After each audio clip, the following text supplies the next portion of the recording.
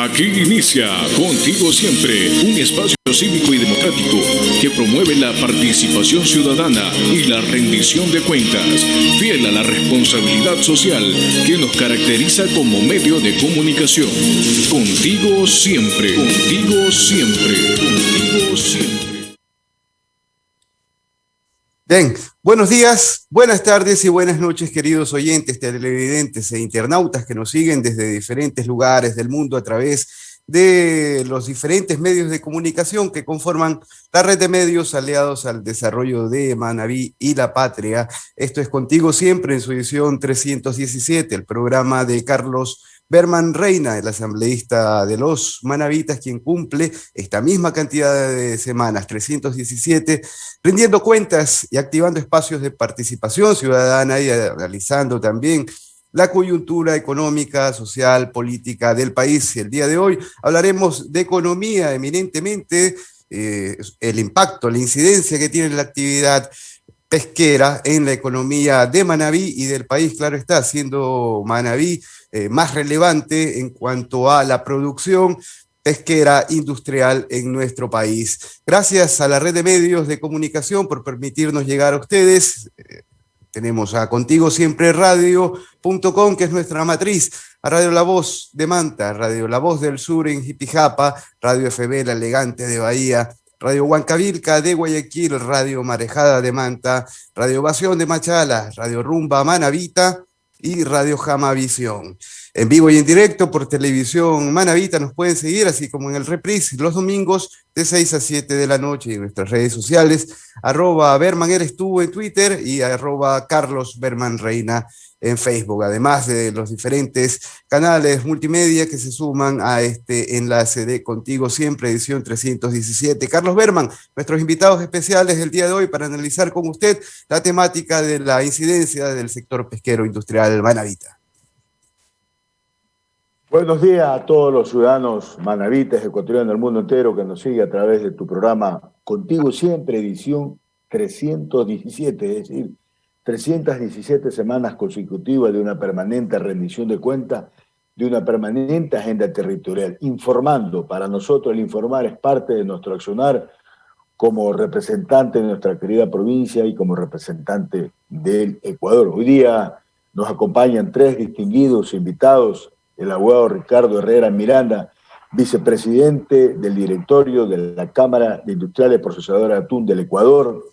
Nos acompaña el ingeniero Manuel Constaín Chan, vocero del colectivo Mar y Pesca Responsable, y el ingeniero Luis Yaminicasa Azúa, director ejecutivo de Atunet, para tratar un tema muy importante, fundamental para el desarrollo de la provincia y del país, como es la incidencia de la actividad pesquera en la economía de Manabí y de la patria. Es importante mencionar que nosotros permanentemente hemos impulsado las actividades productivas y siempre lo hemos dicho, como generación de plaza, empleo y trabajo, y como generación de eso que está consagrado en la Constitución, el buen vivir.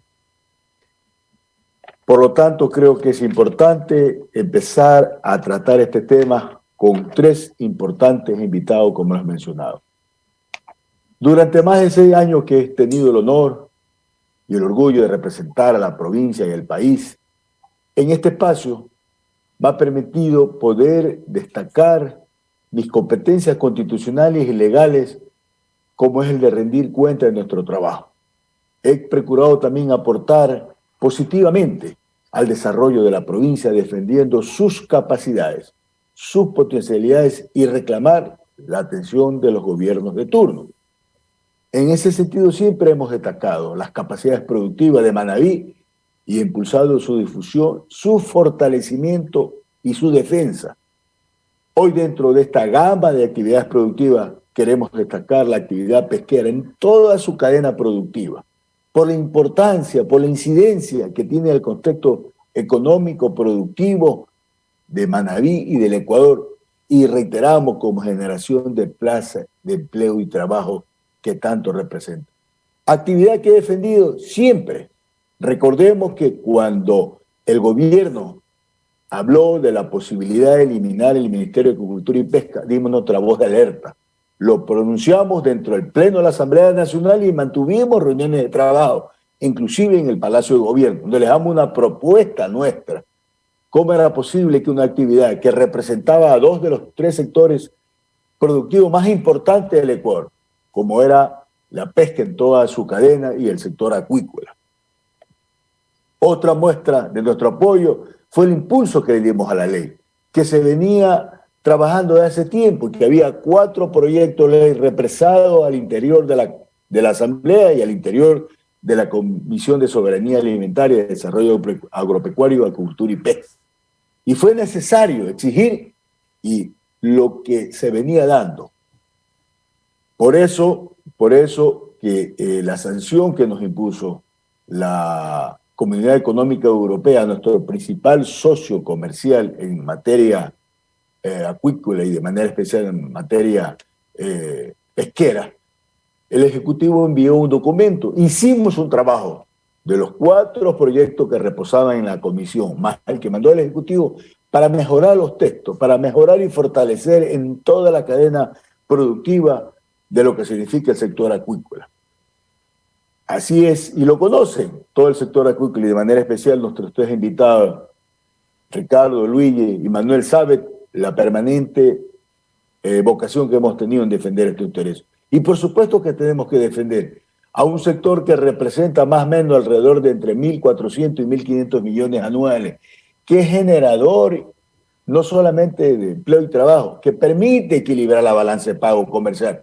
Recordemos que tenemos nosotros hoy en día una economía dolarizada. Y también apoyamos desde el 2017, cuando desde el 2016 y el 2017, cuando estaba en proceso, que se culminó firmando ese acuerdo comercial con la Unión Europea, que tanto beneficio hoy día le da al país, que los resultados los hemos visto a partir del 2018 hasta ahora, los beneficios que ha permitido que nuestros productos primarios de atún y de pescado significativamente se han incrementado y mejorado sus precios para toda la cadena del sector. Recordemos que el sector pesquero es el tercer producto de exportación no petrolero del país. Es una actividad con una cadena de valor muy completa en todas sus modalidades. La pesca es fuente generadora de divisas, como lo habíamos explicado, y también generador de plaza, empleo y trabajo, beneficiando más o menos alrededor de 80.000 plazas de empleo directa e indirectamente en todo el sector pesquero. En todas sus modalidades extractivas, que contempla pesca artesanal, pesca semi-industrial y la pesca industrial. Para nosotros tiene gran importancia tanto por los recursos económicos que genera como el impacto social que incide en nuestra provincia y en el país. Y la pesca de procesamiento industrial que contempla industria conservera, industria de lomos también de pescado al vacío y la industria harinera de pescado. Es sumamente importante para la provincia del país, pero particularmente es la gran generadora de plaza, empleo y trabajo de nuestras mujeres manavitas, que significa y redunda casi en todo el sur de nuestra querida provincia de Manabí. Y por ende la comercialización tanto del mercado nacional como en el mercado internacional convirtiéndose en un puntal de la economía nacional. Es importante destacar cifras para que los ciudadanos nos sigan y, como siempre ha sido nuestra norma, de dar ejemplos claros, concretos. Por citar un ejemplo, el Ecuador tiene la segunda flota atunera más importante del Pacífico Oriental. Somos el segundo país productor de atún en el mundo después de Tailandia. Pero es importante también mencionar que nuestros destinos son Unión Europea, que se va más allá del 46% de nuestras exportaciones, Estados Unidos más allá del 21%, Latinoamérica representa alrededor del 24%, Asia el 3.67% y otros países el 2.66%. Y también es importante mencionar los tipos de productos.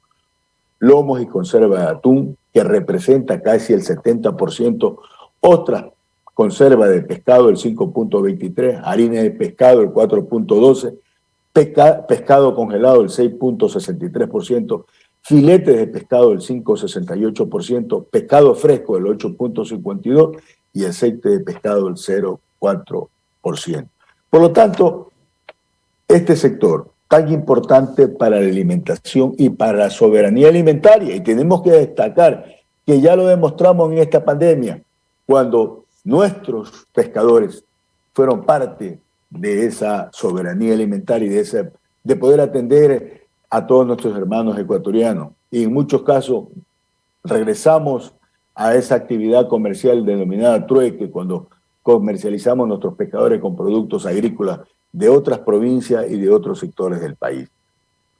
Otro impacto ha sido la disminución del turismo, porque indudablemente el turismo es un potencial cliente del todo el sector pesquero de la cadena productiva. Lo conocemos y lo sabemos porque han bajado realmente este sector, que es un sector realmente golpeado dentro de la economía también del país.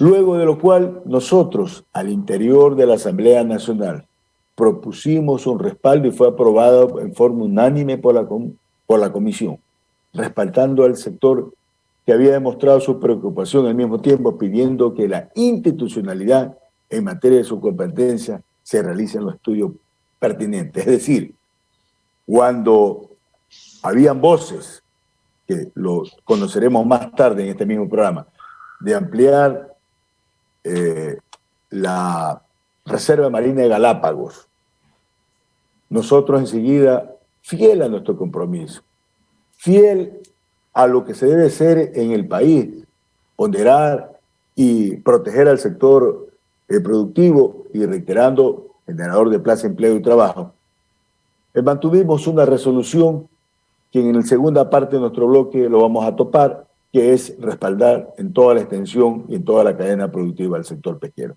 Bienvenido, muchas gracias por participar a su programa Contigo Siempre, Néstor. Bien, así es, y pasemos de inmediato entonces a hablar con nuestros invitados. Ingeniero Constaín, muy buenos días, gracias por acompañarnos en esta mañana y arranquemos evaluando quizás el hecho más cercano, aterrizado a nuestra realidad actual y tiene que ver con la incidencia de la pandemia en el sector pesquero industrial. Manavita, buenos días. Buenos días, gracias por la oportunidad, don Carlos. Saludos a don Ricardo y a don Luis. Bueno, el tema de la pandemia, yo creo que tal vez don Ricardo y don Luis, desde el sector de la producción de conservas y a través de la captura pueden dar más detalles. Lo que sí puedo resumir es que la pesca nunca se detuvo ante la pandemia. Fue uno de los sectores que sostuvo la economía del país con sus exportaciones y su producción y sus fuentes de trabajo. A pesar de que sí hubo afectación, por ejemplo, en los barcos, don Luis Benincasa puede dar más detalles de la cantidad de barcos que tuvieron que ver afectadas sus operaciones, pero siempre se mantuvo. Nosotros a través desde octubre del año pasado veníamos conversando con varias personas metidos en el tema de la pesca en Manabí ante una pretendida ampliación de la Reserva Marina de Galápagos, y a través de varias personas decidimos crear este colectivo que se llama Mar y Pesca Sostenible, ¿no? Ahora, en este caso, yo lo que quiero resaltar son las cosas importantes del sector pesquero en la provincia de Manabí principalmente, ¿no? La agricultura, digamos, tema pesca es un tema ancestral, es una de las actividades más importantes de Manabí. ¿Qué es lo que estamos haciendo a través de este colectivo? Tratando de reunirnos y asegurarnos para poder defender la pesca en la provincia. Para esto hemos estado tratando de conseguir firmas. Ya al señor presidente de la República se le entregó, cuando vino a inaugurar el aeropuerto de Manta, 20.000 firmas de apoyo para el sector pesquero principalmente. Cuando hablo de defender el sector pesquero, significa defender trabajo, defender pesca, defender producción, defender exportaciones, ¿no? Entonces, ¿qué es lo que estamos haciendo? Pidiendo a que se unen en este tema todas las actividades vinculadas y productivas, directas o indirectas, porque a veces se entiende que la pesca es solamente la captura o el procesamiento, y hay muchas actividades conexas, indirectas, en esta cadena de la pesca que son importantes y que generan muchas plazas de trabajo de una manera indirecta. Los estibadores, los transportistas, los productores, los exportadores y así, ¿no? Entonces, don Carlos creo que bien resaltaba la importancia del sector pesquero. El tema pesca son alrededor de $1.500 millones en exportaciones, que si usted suma eso a acuacultura, se vuelven alrededor de casi 5.500 millones. Es decir, la acuacultura y la pesca son el primero y el tercer producto no petrolero de exportación. Importantísimo que estos dos sectores crean alrededor de casi 500.000 plazas de trabajo de manera directa o indirecta, suman el 47% de las exportaciones no petroleras del país. Entonces, y en el caso de Manabí, el sector pesquero es sin duda la principal fuente de trabajo en la provincia. Eso no creo que nadie lo duda. Nosotros hicimos una pequeña encuesta en la provincia respecto a cómo están vinculados con la pesca y el 95% de los manavistas consideran que el sector es importante para la economía de la provincia. Más del 30% de los manavistas consideran el sector más importante en la economía provincial. Más del 50% de los manavistas trabajan o tienen un familiar Aquí en la inicia. actividad pesquera. Y este dato es importante porque eso es el entorno de toda la actividad pesquera que crea fuentes de trabajo directas o indirectas, ¿no? ¿Qué es lo que nosotros estamos diciendo? Que es el momento de defender en la provincia el trabajo. Es la principal fuente de trabajo de la provincia de Manabí. Más de 80.000 personas relacionadas directos o indirectamente solo en la provincia. Es el sustento de miles de familias manavitas desde hace cientos de años. Y cuando yo digo la pesca, yo me refiero tanto al sector pesquero artesanal como al sector pesquero industrial. Hay veces hay un mal concepto de que el artesanal es el bueno y el industrial es el malo, y eso es incorrecto. Yo creo que el sector pesquero es unido, lo está demostrando ahorita la defensa del sector pesquero, y cada quien aporta dentro de su campo, la artesanal para mantener la soberanía alimentaria del país y el industrial principalmente en el tema exportaciones, ¿no? Generamos más de 2.000 millones en recursos para la economía, la pesca. Competimos con el mundo, lo que decía don Carlos Berman. Ecuador es el segundo productor de atún en el mundo y es uno de los referentes para poder identificar o marcar el precio de la tonelada de atún en el mundo. Somos responsables líderes en sostenibilidad, eso nadie lo va a dudar, que Ecuador ha implementado medidas de sostenibilidad para cumplir normativas nacionales o internacionales, ¿no? Hablar de Manabí es hablar de pescadores, ¿no? Vivimos de la actividad pesquera. Y una de las cosas que le hemos planteado al señor prefecto de la provincia es que declare la pesca como patrimonio intangible de la provincia. Esto va a dar una garantía de salvaguardar los derechos. Ya nos reunimos con el señor alcalde de Manta y el señor alcalde de Jamijó, quienes nos han comunicado que todo el apoyo a este tema.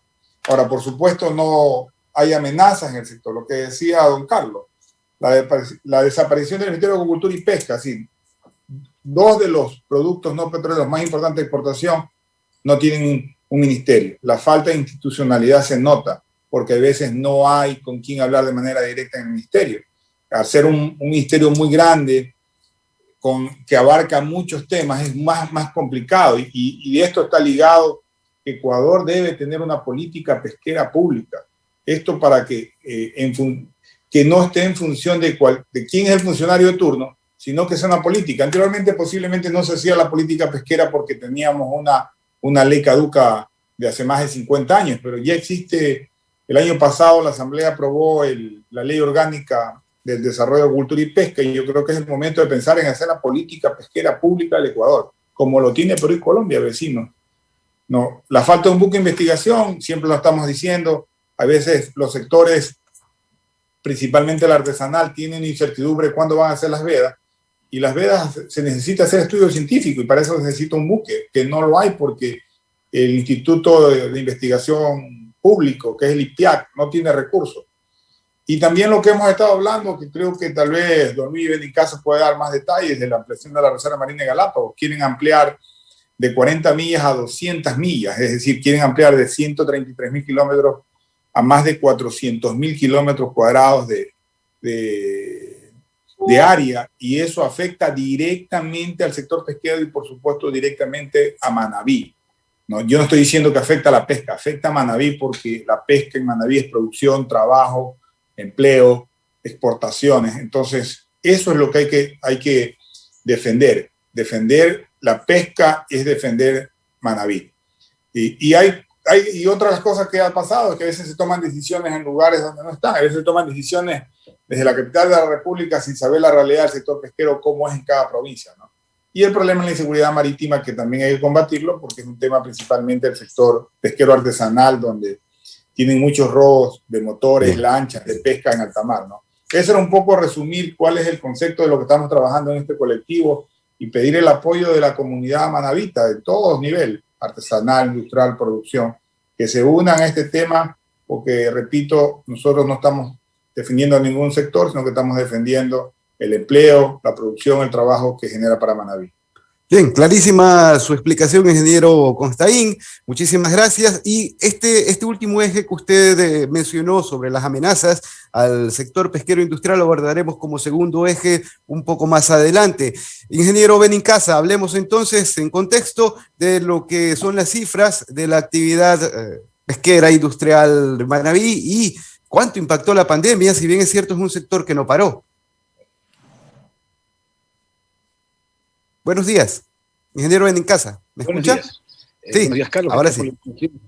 Sí, escucho. ¿Me escuchan ustedes? Buenos días. Clarísimo. Buenos días, Carlos. Buenos días, Panamá.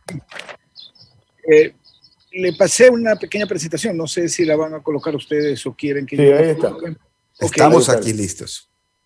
Si pasamos a la segunda página, a la segunda lámina, hay la importancia ahí, nomás resaltar que Atunec tiene 27 años ya de constituida, o sea que no somos una organización novel, sino que somos una organización líder en el sector extractivo atunero de Red de Cerco. Si vamos a la siguiente lámina, ustedes podrán ver que ahí tenemos un poquito resumido para todos ustedes cuáles han sido las capturas que se han realizado en el Océano Pacífico Oriental en el año 2018, 2019 y 2020. Aparte del volumen de captura, debemos resaltar las capturas nacionales. Y las capturas nacionales de barcos de bandera ecuatoriana es el 46% de lo que se captura en el OPO. El que nos sigue es México con el 25%. Quiere decir que somos líderes, somos número 1. Primerito estamos en lo que es en estadísticas de captura de la flota en el Océano Pacífico Oriental. Pero vamos mucho más allá. El año pasado, el año 2020, capturamos el 46.20% de esas capturas. Pero vamos viendo las descargas, ¿ya? Porque ese es otro dato que tenemos también, son las descargas en el Ecuador. Las descargas se componen de las descargas de los barcos ecuatorianos, de las descargas de los barcos extranjeros de pesca que se importan, y lo que se trae en reefer. Hay un solo dato que no logro yo obtener, que es las descargas en contenedores, que no es tan relevante, según tengo entendido, no es un volumen que podría cambiar significativamente las estadísticas. ¿Qué quiere decir? De que todo lo que se ha pescado en el Océano Pacífico Oriental, el Ecuador procesa más del 60% de esa captura. Y si lo aterrizamos eso al puerto de Manta, ustedes podrán ver que en el puerto de Manta tenemos un promedio entre todos los años de 300.000 toneladas de atún que se descargan. Viendo esto y resaltando todo esto, estamos viendo por qué es la importancia de Manta en la fijación de precio a nivel internacional. Para los telescuchas, los que nos van a ver después en Facebook, les quiero resaltar, el precio del atún se fija con 3 o 4 componentes. Uno es el precio que se está pagando en Vigo. 2 es el precio que se paga en Bangkok. 3 es el precio que se paga en Manta. Estamos a nivel mundial dentro de la fijación del precio de un producto. Entonces, el atún en el entorno internacional somos de primera. Y nosotros alimentamos esas estadísticas para las estadísticas de exportación, porque sin este producto no se podría exportar. Además, la industria, como podemos ver, es deficitaria de lo que producimos nosotros los barcos y se importa más. Es importante conocer esto porque cuando ya vamos y aterricemos en la segunda parte del programa el asunto de Galápagos, vamos a ver y debemos fijarnos que nosotros tenemos más o menos 300.000 toneladas de atún que pescamos los barcos nacionales por año. Y en Galápagos, nosotros pescamos dentro de la zona económica exclusiva, fuera del área de la reserva, con todos los cuidados ambientales, con todos los cuidados y las normas que nos implican el cuidado del medio ambiente y de las otras especies.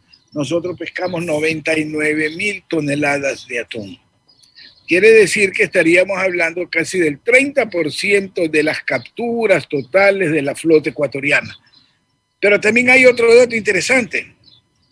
Esa captura en la zona económica exclusiva adyacente a Galápagos, que es zona económica exclusiva del Ecuador, adyacente a Galápagos, porque muchos le llaman ahora zona económica exclusiva insular. No, es zona económica exclusiva ecuatoriana, que pertenece a todos los ecuatorianos, no solo a los de Galápagos.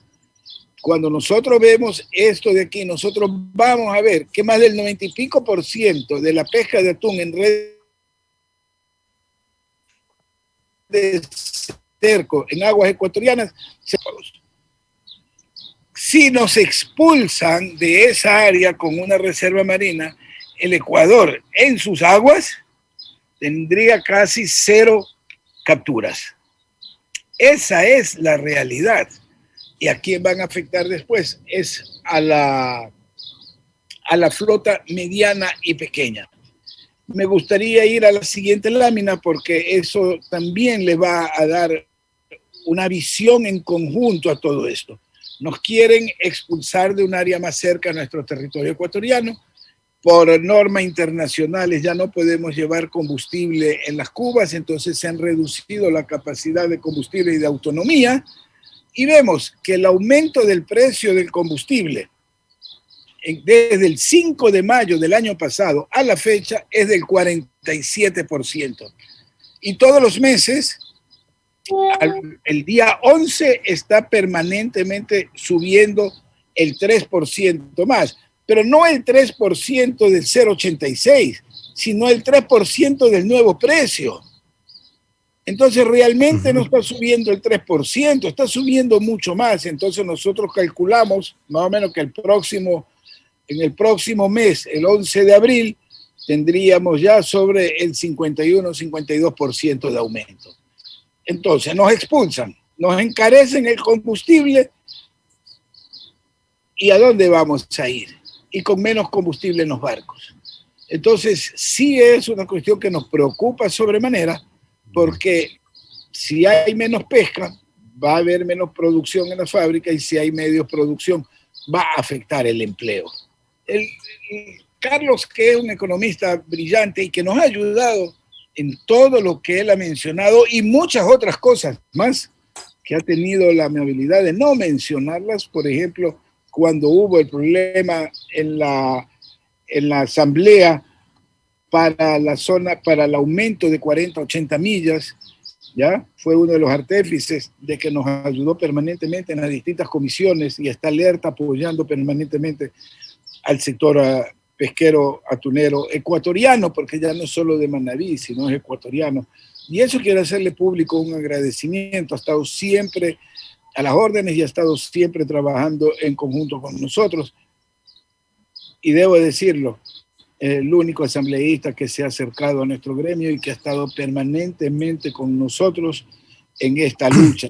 Y no claudica, porque hasta el día de hoy, faltando pocos meses a que termine el gobierno, sigue apoyándonos en todas las vicisitudes que estamos teniendo. Y eso hay que resaltarlo también. Y eso hay que agradecerlo también, porque la gratitud es un sentimiento que uno siempre tiene que tener. Gracias, Carlos, lo hago público. Bien. Desde nuestro gremio estaremos siempre ahí pendientes de cómo va tu camino político. Bien, muchísimas gracias. Y la siguiente lámina era un gracias a todos. Seguimos más adelante abordando las temáticas vinculadas al sector, justamente con lo de las amenazas y retos. Abogado Herrera, paso con usted por la siguiente consulta y tiene que ver con, en este escenario que nos han descifrado nuestros invitados, las potencialidades comerciales en mercados internacionales del sector pesquero. ¿Cuáles son esos retos ya de aquí a futuro, básicamente, para el Ecuador. Bueno, muchas gracias por el espacio, Carlos, por la invitación. Siempre es importante el que comentemos sobre la realidad de este importante gremio, ¿verdad?, al cual estamos representando, y creo que aquí tenemos representantes básicos de toda la cadena productiva. Nosotros como sector industrial, por supuesto que nos unimos porque tenemos, ¿verdad?, una incidencia común e intereses comunes con el sector extractivo, a que se nos respete el derecho a que podamos nosotros seguir pescando dentro de la ley y efectivamente dentro del marco del cuidado que debemos tener al medio ambiente, que el sector ha sido muy tinoso en sostener el hecho de que, por supuesto, tengamos acceso a una materia prima que requerimos para poder seguir subsistiendo. Es evidente que el año pasado, con la pandemia, una vez más el sector pesquero, y específicamente en Manta, en la provincia de Manabí, pudo determinar lo importante que es para la economía de la provincia y para la economía nacional. Nosotros, a diferencia de otras provincias, aquí en la provincia de Manabí, específicamente la ciudad de Manta, más allá, por supuesto, de los problemas económicos que todo el país los ha visto en función del tema de la pandemia, Manta ha seguido de alguna manera moviéndose en términos económicos, y básicamente porque el sector pesquero se mantuvo fiel, no paró y siguió adelante. Solamente hacer remembranza de este año difícil que fue, obviamente, el tema de la pandemia. Todavía estamos en medio de la misma, pero tal vez con mejor conocimiento. Un primer tiempo de incertidumbre en el cual tal vez la gente un poco temerosa, y todos, porque no sabíamos contra qué estábamos luchando, en verdad se ejerció muchísima presión. Y entiendo que básicamente por el temor que había de contagio para que las plantas atuneras de alguna manera cerremos. Y con toda esta presión que teníamos de parte del público, de ciertos medios digitales, etcétera, tuvimos a bien tomar decisiones, creo, acertadas, al punto que efectivamente el sector productivo pesquero no paró, y eso ha hecho una diferencia crucial e importantísima en la economía de la ciudad de Manta. Es decir, nosotros ahora podemos dar gracias a Dios de que tenemos efectivamente un sector funcionando, tenemos empleo, y esas 80,000 personas que estaba comentando efectivamente Manuel Constaín, evidentemente siguen de alguna manera viviendo y teniendo comida diaria efectivamente para sus hogares, lo cual nos satisface, y no porque nosotros los empresarios de alguna manera simple y sencillamente estemos mejor, sino porque lo que hemos hecho por sobre cualquier circunstancia, privilegiar nuestro bolsillo, ha sido privilegiar el sector y efectivamente sostener nuestros puestos de trabajo.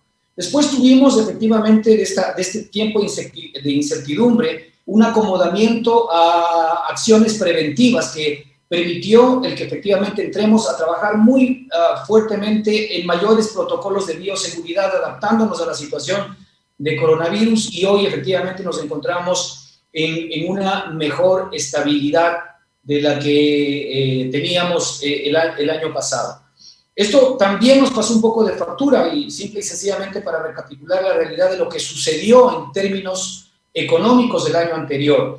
Evidentemente en el 2019 tuvimos exportaciones de alguna manera que sumaron los 1.108 millones de dólares. En el 2020, fruto de la pandemia, y con todo en contra, pudimos prácticamente casi llegar al mismo monto, 1.084 millones, con problemas logísticos, con problemas efectivamente de personal por temas de contagio, etcétera, lo cual dio un menos 2,16% a nuestras exportaciones, de acuerdo a lo que normalmente efectivamente habíamos experimentado en el año 2019.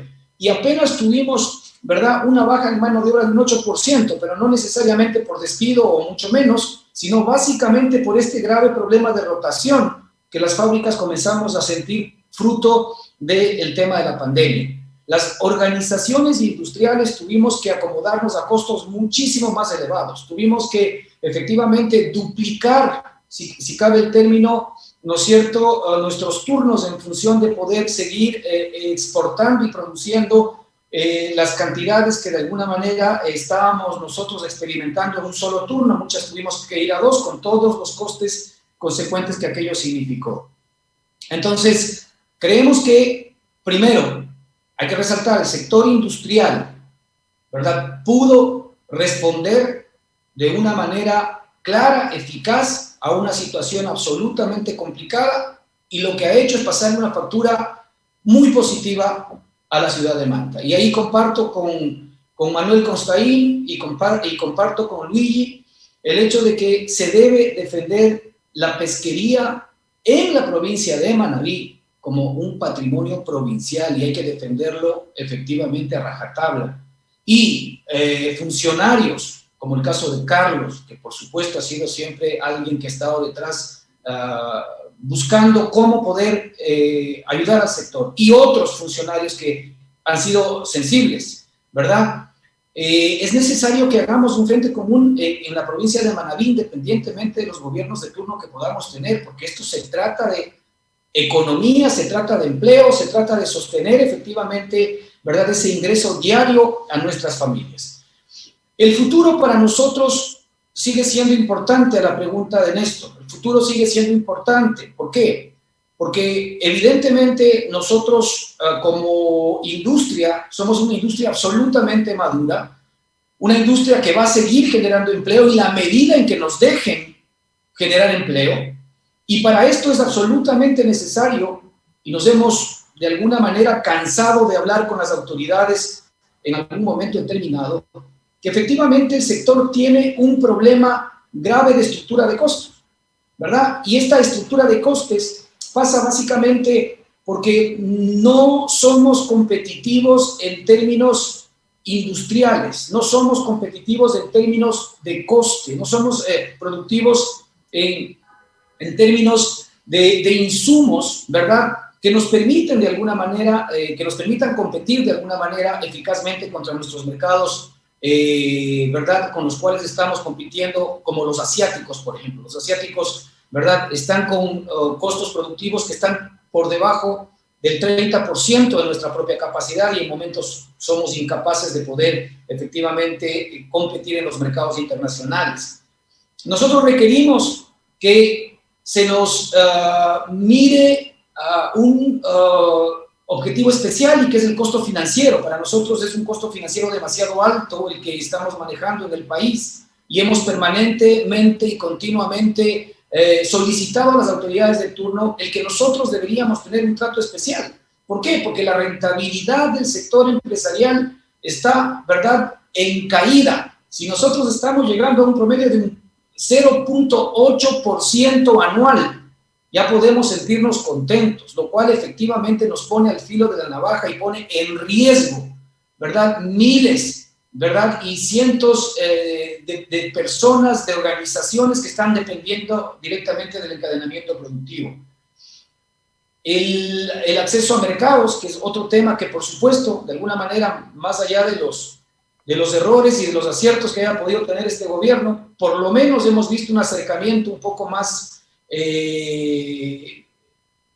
cercano, ¿verdad?, hacia Estados Unidos, lo cual para nosotros es importante en función de poder conseguir ese acuerdo, y ojalá otros acuerdos comerciales que se nos vayan abriendo. Así que creo que efectivamente, si es que el gobierno próximo, que estamos ya a escasos días de elecciones, y sabremos finalmente, ¿verdad?, quién va a tener la responsabilidad durante los próximos años para poder manejar los destinos de nuestro país, es absolutamente necesario que nosotros tengamos accesos a mercados, que nosotros podamos tener las herramientas necesarias para que podamos seguir trabajando. Nuestra rentabilidad es demasiado pequeña, y eso implica que efectivamente el sector se encuentra en riesgo. Podemos decir, los empresarios que estamos en el sector industrial, que prácticamente lo que estamos haciendo es manteniendo nuestras grandes infraestructuras con un riesgo absolutamente alto, tomando en cuenta que nuestras ganancias, nuestras utilidades están absolutamente reducidas. Y si a esto, como comentaba Luigi, nosotros comenzamos a experimentar mayor cantidades de impuestos, mayores cantidades de nuestros costos, mayores cantidades de nuestros costes financieros, de nuestros costes de insumo, de nuestros costes de exportación, en nuestros costes de insumos de importación. Evidentemente nos van a ser inviables. Y si a esto, de alguna manera, sumamos lo que dijimos en un principio, que no tenemos mucho más acceso a materia prima soberana, allí es donde la soberanía efectivamente debería funcionar, porque la soberanía debe estar, ¿verdad?, en favor de la economía de las personas, y el sector pesquero ha demostrado durante más de 60 años, solamente por poner una fecha, que efectivamente ha sido un gran catalizador, ¿verdad?, y un gran productor y generador de riqueza para la provincia y para la ciudad. Esta industria tiene muchísimo que dar todavía. Creo que hay bastante experiencia como para poder seguir expandiendo en nuestros mercados, y estoy absolutamente seguro que si es que cualquier gobierno de turno nos acompaña, nos da simple y sencillamente el espacio necesario para poder trabajar, estamos absolutamente claros que tendremos todavía trabajo para mucho tiempo. Pero no es que debamos olvidar que estamos efectivamente en unos profits demasiado pequeños, y eso de alguna manera tenemos que mejorarlo. No para mejorar la posición del bolsillo de los empresarios simplemente, sino para asegurar, ¿verdad?, que el sector industrial pueda seguir exportando y pueda seguir generando trabajo y empleo. Gracias, Néstor. A ver. Muy bien, abogado Herrera, muchísimas gracias. Y más bien, sigo con usted en el sentido del segundo eje, porque su intervención me da pie hacia las amenazas y retos del sector pesquero, y básicamente usted lo ha mencionado y ha reiterado lo que dijo, en otras palabras, el ingeniero Constaín, y tiene que ver con la inseguridad jurídica sobre los costos de producción que a ustedes se les vuelven prácticamente limitados en función de generar mayores ganancias y que aquello circule en el país. Dentro de eso, dentro de aquello, abogado Herrera, ¿ustedes han visto alternativas, por ejemplo, que la tecnología pueda generarle soluciones a estos costos de producción? A ver, miren, hay dos temas importantes, ¿verdad?, que definen los costos de producción. Primero, la capacidad industrial que nosotros tengamos casa adentro para mejorar nuestros procesos productivos, y ese mejoramiento de procesos productivos tiene que ver directamente con muchas herramientas que tenemos del día de hoy, como la tecnología, por ejemplo. Evidentemente, si nosotros somos más eficientes, vamos a mejorar nuestros costes productivos. Digamos que esta es la capacidad de control interna que nosotros tenemos para, de alguna manera, aportar hacia el sostenimiento del sector. Creo que esto es algo que ya se está practicando en las organizaciones. El intentar mejorar, le voy a poner una analogía, es la idea de tener una naranja, ¿verdad?, y usted aplasta la naranja y resulta que no la está aplastando lo suficiente bien para sacarle todo el jugo que requiera. Entonces nosotros hemos tenido que buscar herramientas, no solamente la fuerza de la mano para poder sacar, ¿verdad?, la mayor cantidad de jugo a la naranja, sino que estamos buscando herramientas que aprieten mucho más duro, de tal manera de que podamos ser lo suficientemente efectivos y le saquemos todo lo que más podamos. Y aparte del jugo a la naranja, ¿verdad?, estamos intentando no solamente echar mano en términos de costes, en términos de ingresos del jugo como producto principal, sino del bagazo de la naranja, de la cáscara de la naranja y del aceite de la naranja. Todo lo que de alguna manera nos puede dar para mejorar nuestra posición de costes. Así que para hacer eso se requiere efectivamente de un trabajo interno, se requiere de una planificación, se requiere de tecnología, que hoy el sector pesquero ya lo ha tenido que hacer, no hoy, sino desde hace buena cantidad de tiempo, justamente por lo que estoy comentando. Cuando nosotros vemos en caída libre, ¿verdad?, nuestra rentabilidad, la única manera de defendernos es mejorar nuestra posición casa adentro, pero lamentablemente nos encontramos con una realidad. Las autoridades a nosotros nos leen mal. Las autoridades no nos leen por lo que ganamos, sino las autoridades nos leen por lo que facturamos, lo cual es un error crucial, porque yo puedo facturar mucho más durante un año, pero si mis costes son altos, ¿verdad?, puedo perder mucho más en función de lo que estoy produciendo. La lectura normalmente de un sistema de rentas internas, etcétera, etcétera, no es cuánto gano, es cuánto facturo, y sobre eso nos castigan generalmente en cuanto al tema de nuestros costes productivos.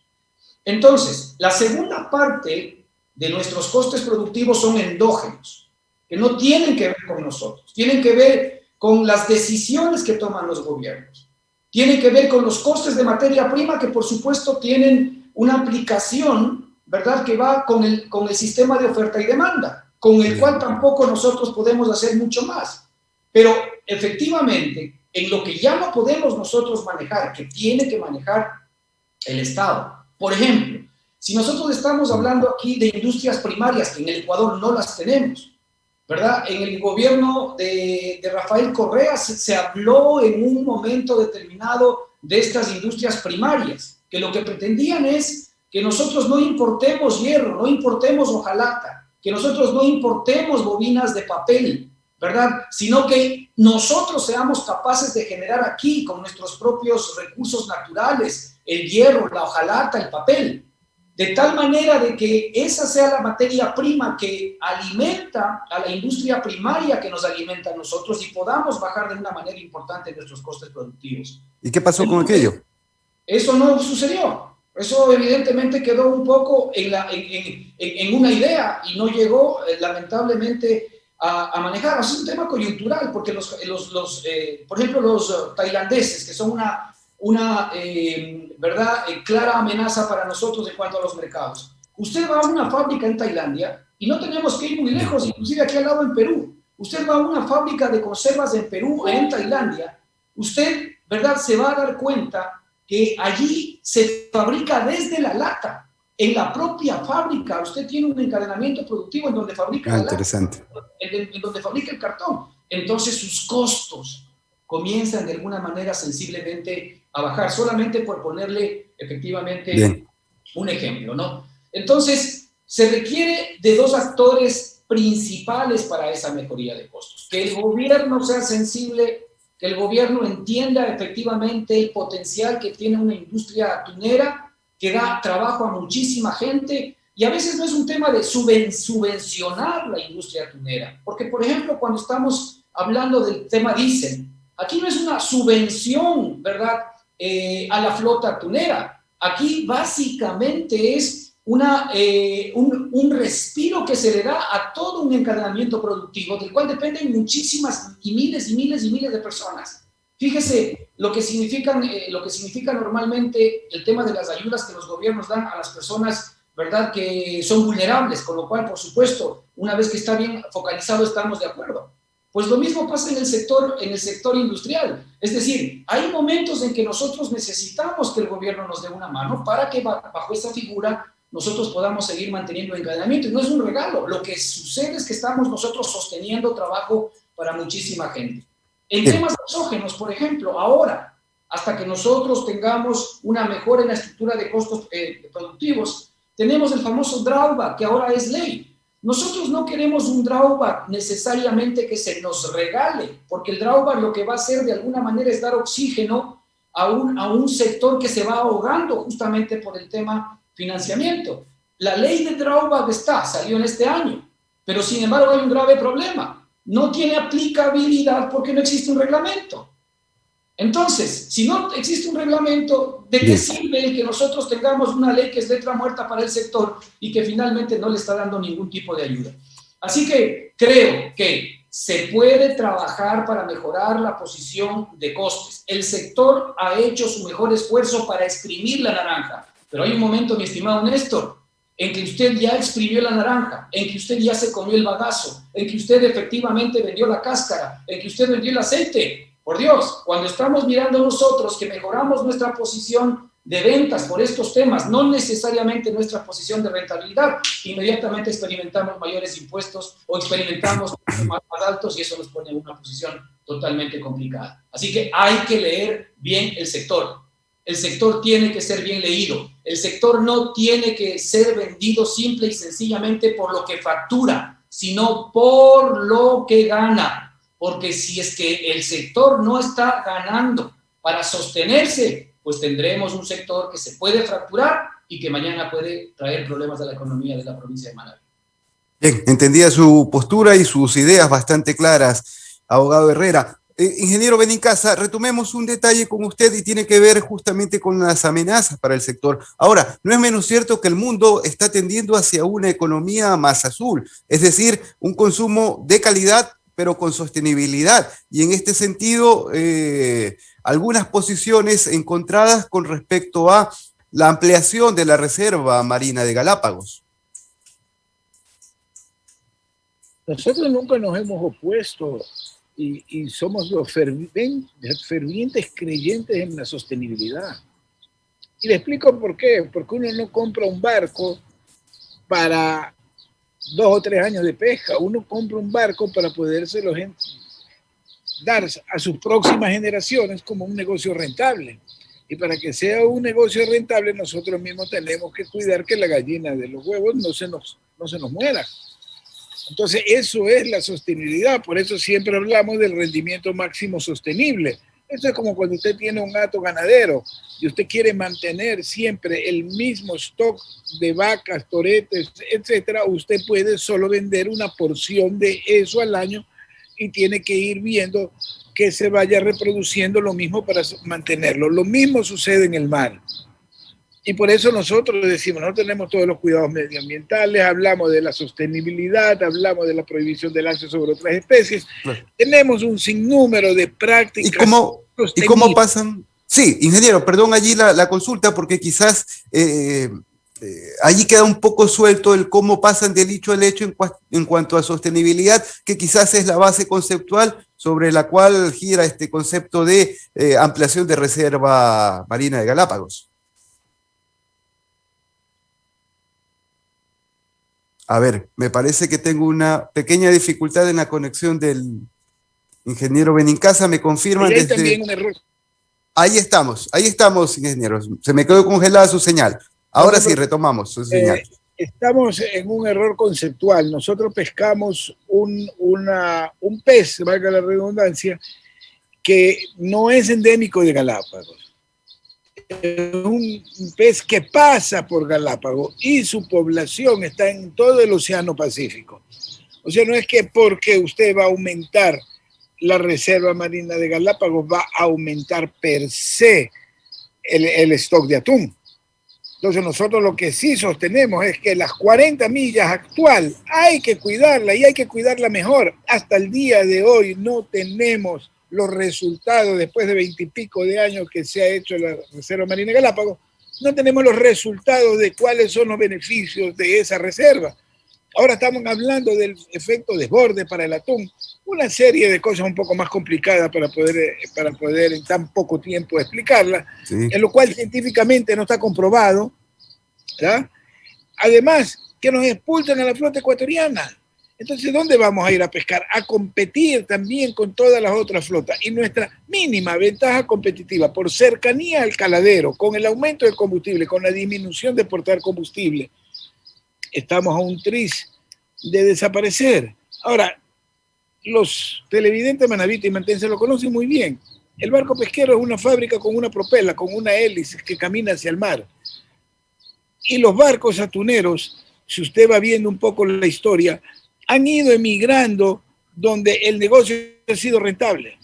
Y el día que deje de ser rentable el negocio aquí en el Ecuador, con exceso de impuestos, subida de combustible, y que ya no tengamos caladeros donde ir, ¿qué va a hacer el armador? ¿Qué va a hacer? Vendrán otros inversionistas, comprarán los barcos y se los llevarán a otros países con mejores ventajas. Esa es la ley económica. Aquí no estamos inventando nada.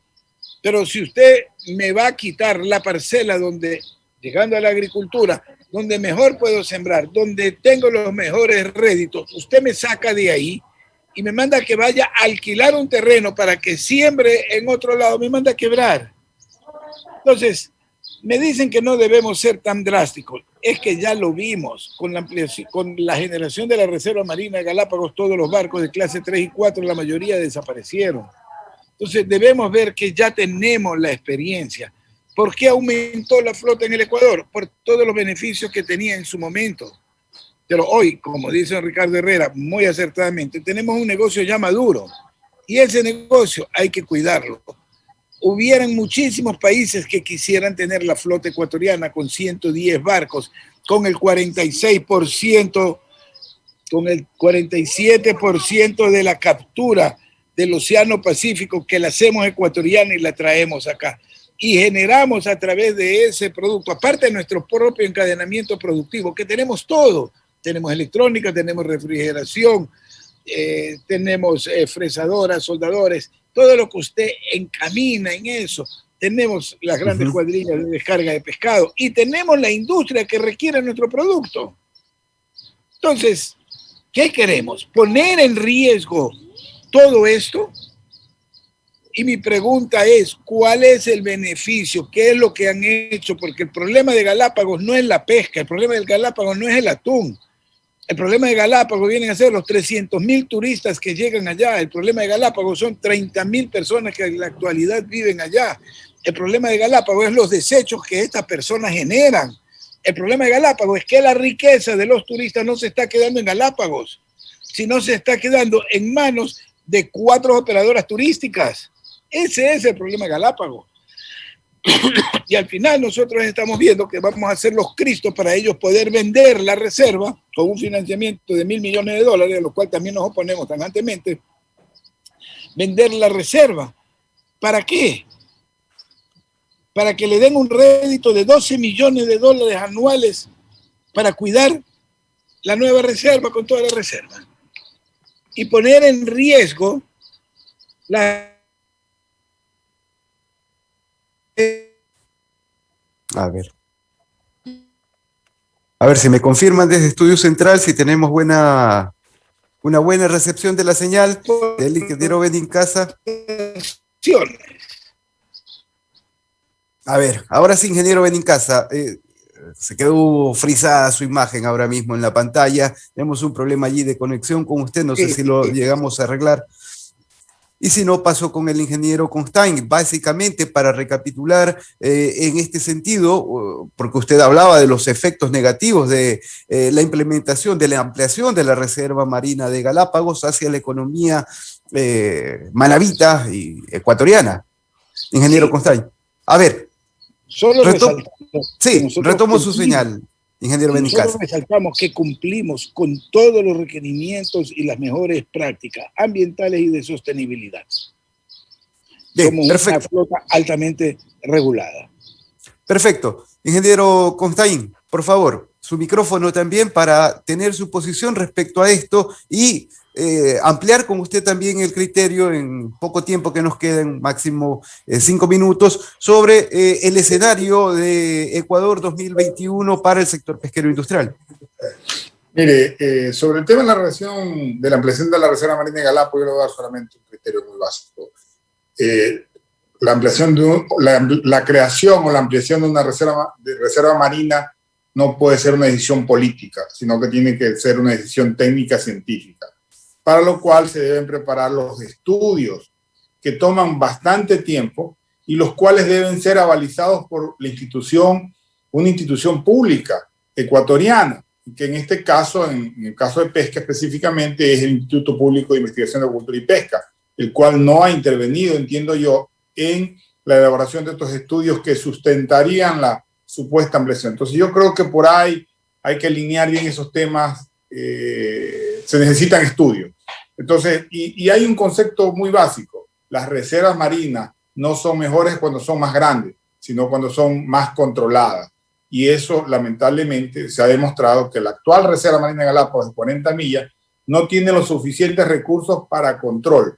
Y al no tener los suficientes recursos para control, solamente con 40 millas, que son 133.000 cuadrados, imagínense ustedes si amplían a 200 millas, a 435.000 kilómetros cuadrados, los recursos que se necesitan.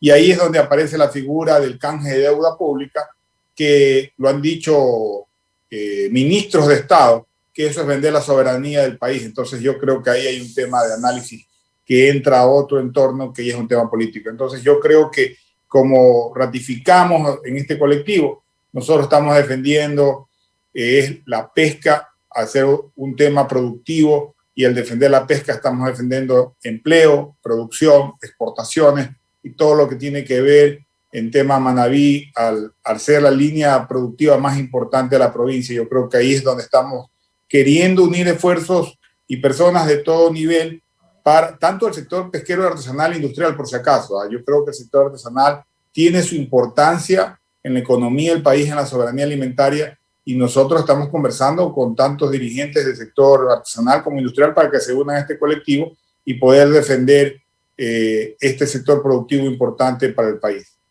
Sí, finalmente cerrar con una idea, ingeniero Constain, y básicamente es que estamos a 15 días para que se dé la segunda vuelta. Y recapitulando las ideas del abogado Herrera, ¿han encontrado ustedes en las candidaturas que están disputándose la presidencia de la República un eco como para entender al sector productivo pesquero industrial? Es decir, ustedes han encontrado un espejo que les vincule con los intereses productivos del sector. Bueno, yo entiendo que los sectores se están reuniendo con los candidatos para exponer sus inquietudes. Ojalá que esto no solamente sea en época de campaña, donde todos los oídos se abren a escuchar, pero cuando llegan al gobierno lamentablemente se cierran y no quieren escuchar. Entonces yo creo que por ahí habrá que ver a quién elige el país, y ojalá que el que elige el país sea lo mejor, vista de que estamos en una situación económica complicada, pero sí ha habido acercamientos con ambos candidatos. Ambos candidatos han mostrado su interés. Creo que han entendido la importancia del sector de acuicultor y pesca para el país, para la economía, y creo que por ahí ojalá puedan tomar una primera iniciativa, que es crear nuevamente o devolver la institucionalidad al sector a través del Ministerio de Acuicultura y Pesca. Bien, entender cambia la vida. Carlos Berman, en sus reflexiones finales. Sí, he estado muy atento a lo que ha explicado Ricardo Herrera, Luis Benicasa y Manuel Constain. Realmente lo hablan y lo dicen con conocimiento de causa, por representar a diferentes sectores, por la experiencia vivida, por la experiencia acumulada, y es cierto lo que ellos han manifestado. Por eso nosotros planteamos en una resolución que fue respaldada en forma unánime por toda la Comisión de Soberanía Alimentaria, que es solicitar a la Autoridad Ambiental Nacional que certifique si hay o no un estudio técnico científico que avale la posibilidad de ampliar la Reserva Marina de Galápagos. Y no lo hay. Adicionalmente, respaldar al sector pesquero ecuatoriano, que se muestra preocupado por la posible ampliación de la Reserva Marina de Galápagos. Yo sí quiero aquí aclarar algo, porque a veces nos confundimos con las expresiones. La Reserva Marina de Galápagos comprende 40 millas que son intocables, que nadie puede incursionar de ninguna naturaleza en esas 40 millas, que son la Reserva Marina de Galápagos. De la milla 41 a la milla 200, que es la zona especial de Galápagos, pescan todos los ecuatorianos. Fuera de las 200 millas es un mar internacional que pescan todo el mundo. En eso hay que estar claro, porque a veces nos confundimos entre Reserva Marina de Galápagos y zona especial de Galápagos. Por lo tanto, como se lo he explicado, la Reserva Marina de Galápagos tiene años, cientos de años, que ha sido intocable. Por eso, con esa misma coherencia, nosotros propusimos, y fue respaldada en forma unánime, esta resolución, y que de alguna manera ha permitido. Y lo más importante también, ahí explicamos y convocamos inmediatamente a todos los actores que tienen que ver con la materia. Y convocamos a los actores directos, como son el sector de la pesca artesanal de Galápagos, a la comisión, para que ellos puedan expresar. Y totalmente ellos estuvieron en la misma línea de que nosotros sacamos la resolución. Estuvo el señor Bruno Leone, presidente de la Cámara Nacional de Pesquería, estuvo el ingeniero Benicasa, estuvo Guillermo Morán, que es del grupo Tuna. También estuvo doña Gabriela Cruz Salazar, que es presidenta de la Federación Nacional de Cooperativa Pesquera del Ecuador. Y como lo dije yo, estuvo doña Grace Hunda Romero, que es vicepresidenta de la Cooperativa de Producción Pesquera de San Cristóbal Galápagos, Surelente. Y ellos estuvieron de acuerdo con la resolución nuestra, preocupados por esta manifestación, que, como lo hemos dicho, nosotros no tenemos compromiso con nadie. Aquí hay manos oscuras que tratan de menoscabar. Mire, el mayor depredador de la naturaleza es el mismo ser humano. Ya se ha hablado cifras del sector turístico, que es importante también para el sostenimiento, pero lo más rescatable es que esos recursos no se quedan en Galápagos, son los grandes operadores que no son de Galápagos, que sabemos a ciencia cierta quiénes son, que están atrás para tratar de menoscabar una actividad muy importante como generador de plaza de empleo en el Ecuador. Y lo hemos dicho con claridad, hay que buscar salida, hay que dotarle de toda la infraestructura básica al ser humano, buscar por fin darle solución a un problema hidrosanitario que tiene Galápagos, pero eso solo hace cuando hay un gobierno responsable que trabaja, y en eso vamos a insistir nosotros para seguir buscando que se mantenga. Mire, cuando fue el ministro de Finanzas, el ex ministro de Finanzas, personalmente lo combiné a que entregue recursos económicos para nutrir el presupuesto general del Estado al Ministerio de la Producción. Por eso hoy día nos ratificamos. Fue un error haber eliminado el Ministerio de Agricultura y Pesca porque permitía darle soluciones a una actividad. En el Ecuador lo que menos es investigación. Por eso nosotros, claramente en la ley de pesca, que dentro de su declaración de objetivo habla de combatir la pesca ilegal, no declarada y no reglamentada. Y de igual manera le da la fortaleza a este sector productivo para que tenga sostenibilidad en el espacio y en el tiempo. Por eso decía que le exigimos al Ministerio de Finanzas que dote de recursos para que haya investigación. Y de igual manera también recursos para ver que haya un mayor control a través de las Fuerzas Armadas. Y nosotros combinamos también al director del Parque Nacional Galápagos que diga si tenía recursos. Y mintió al país porque los recursos no los tiene. Por eso que el Pleno de la Asamblea, el día martes, de esta semana que estamos culminando, con la misma coherencia, hemos decidido llamar al director nacional del Parque Galápagos, al ministro de Defensa, al ministro de Ambiente, al presidente del Consejo de Gobierno de Galápagos, para que dé una explicación por no haber hecho a tiempo un mayor control de la reserva de Galápagos. Aquí no se trata de atacar a nadie, se trata de buscar lo que está declarado en la Constitución, ese buen vivir que nos preocupa a todos los ecuatorianos. No sin antes, finalizando, queremos agradecer a los 3 destacados panelistas que han podido enriquecer en conocimiento a toda nuestra ciudadanía, que es lo que nos interesa a nosotros, siempre buscando la fuente de informar. Ustedes, conciudadanos, tienen la palabra y por eso nosotros vamos a estar siempre en esa línea de seguir aportando al desarrollo del país, de cualquier lugar que nos encontremos, siempre pensando lo que está consagrado en la Constitución, ese buen vivir y la supremacía del ser humano sobre el capital. Vienen épocas de elecciones, como se lo he dicho, se lo ha tocado. Hay que ver ese acuerdo comercial que tanto beneficio ha hecho al Ecuador, a los sectores productivos. Fue hecho un gobierno responsablemente, y aquí se lo he dicho, hay que seguir trabajando, hay que seguir buscando y que reviva la esperanza en el país, y es lo que buscamos todos nosotros los ecuatorianos. Muchas gracias a Ricardo, a Luigi, a Jorge por habernos acompañado, y si Dios lo permite, el próximo sábado llevaremos a cabo nuestro programa 318 para informar de nuestro trabajo legislativo y de los intereses que tanto necesita el país. Y como siempre, con respeto, con ponderación, con sencillez y con humildad. La pandemia está latente. Hoy más que nunca tenemos que cumplir esas mínimas medidas de bioseguridad. Cubrirnos el rostro, lavarnos bien la mano, que haya ese distanciamiento y evitar las aglomeraciones. Por favor, precautelando nosotros, precautelando la vida de nuestros prójimos. Muchas gracias y que Dios siga bendiciendo a todos los hogares manavites ecuatorianos. Néstor.